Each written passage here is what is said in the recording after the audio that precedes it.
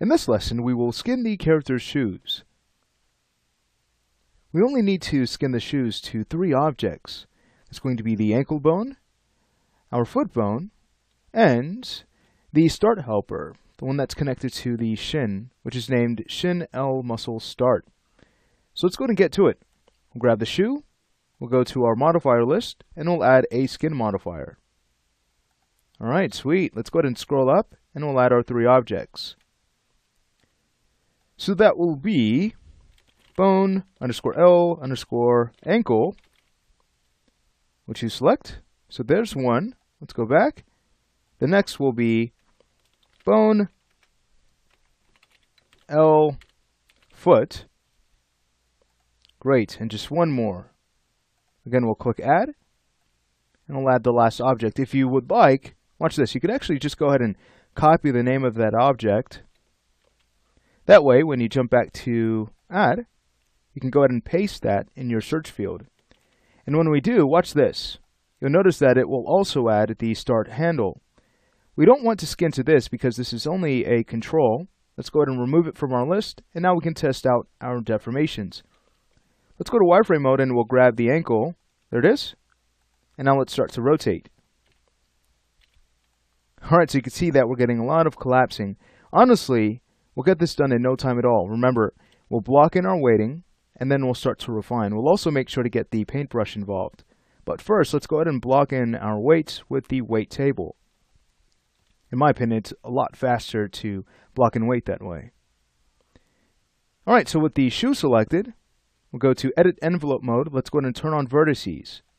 Now we can scroll down until we get to our weight table. From there, let's go ahead and switch this to selected vertices. Alright, great. I'll adjust the window. We'll go to wireframe mode, and we're selecting all of the vertices at the top, this top section here, to make sure that they will not separate as the ankle rotates. So these will all be skinned to our muscle helper. Let's go to Marquee Select to grab them. Remember, you can hold down Control and drag to add to your selection. Alright, fantastic. Just a few more to select. Great. We also have at least one here we can deselect. I'll hold down Alt and drag. Nice, this looks good. Let's go back to shaded mode. And with all of these selected, we'll then go ahead and grab our first vertex. We'll press Ctrl A to highlight them all. Let's go ahead and find the helper. There it is. So right underneath Shin L Muscle Start, we'll go ahead and add the value 1. And there you go. They have all been weighted to that envelope object. Next, let's go ahead and work on the section that should be fully weighted to the ankle. Again, we'll go back to wireframe mode, and we'll select the next set of points. I'll just do a marquee selection. That was actually a really good selection. I'm patting myself on the back. Not quite. But still, that's a good selection. Alright, great. So now, we can go ahead and grab all of our vertices, and we'll weight to the ankle bone. Alright, just one more section, and then we'll be ready to smooth out our deformations. So let's go ahead and do another marquee selection. We'll grab those points. Great. And now let's say we do this. We'll go ahead and grab all of our vertices. We'll go to our foot bone, and we'll set the weight to 1. Now watch this. Let's go ahead and exit Edit Envelope mode. We'll go ahead and grab the ankle bone, and we'll start to rotate. Let's have a look. So as you can see, we're holding volume much better than we did before. And wait till we skin the pants. Eventually, we'll have no separation at all. This is going to look really nice. Alright, great. So now we can go ahead and add some animation to the ankle to finish up. Let's go ahead and turn on Auto Key. We'll go to frame 20. We'll go ahead and rotate the shoe down. And then let's go ahead and move to frame 40 and rotate it up. Now we can turn off Auto Key. We can go ahead and select the shoe. Let's go ahead and move back to frame 20. I'll turn on Edit Envelope mode. Let's go ahead and scroll down until we find paint weights. So here's where we would access our paintbrush. Let's also make sure that paint blend weights is off. This is what we can use to smooth out our deformations, but honestly, I really don't use that much. Instead, I like to work with the paint weight options, which are found next to the brush. So let's go ahead and have a look. All right, sweet. We can work with a smooth fall off for our curve to paint smooth weights.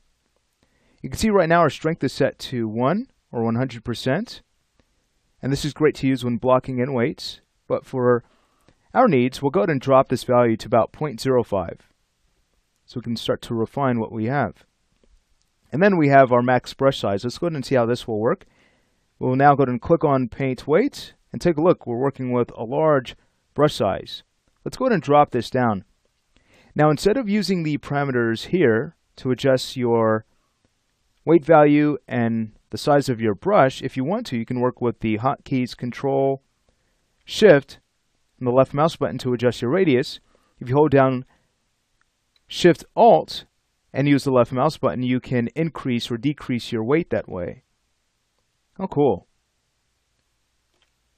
I might go in and set the weight to about 0.05 from the paint options, but then when it comes to the radius of the brush, we might just go ahead and use the hotkey.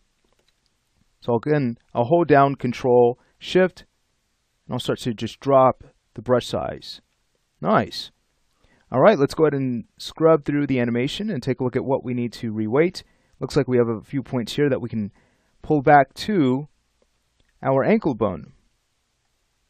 So watch this. If we were to go ahead and turn off the paintbrush, we could actually select the envelope that we'd like to paint to. And in this case, it's convenient that we have the ankle selected. Another way to do that is to scroll up until you find your bone list, and you can select through your envelope objects that way. So I'll make sure that the ankle is selected. And then we'll go back to our paintbrush, and we'll start to pull a few of these points down. So you can see with 0.05, this is the perfect value for smoothing out our deformations. Sometimes you can even lower that value if you need to make some very precise changes. But I think that's going to work out just fine. I might go to the points above and do the same thing, kind of pull them down just a bit to smooth out our weights. Fantastic. And that's all we really need to do here. Simply because, again, we're going to add a turbo smooth node to this eventually, right? Let's go ahead and take a look at how our deformations are going to react with the turbo smooth node. So I'll go ahead and add one, and we'll start to scrub. Take a look at how polished that is. How fun. Wonderful. Well, that's going to finish up our work here. I might go ahead and disable the turbo smooth node. And what we'll do in the following lesson is learn how we can mirror all of these changes to the opposite shoe.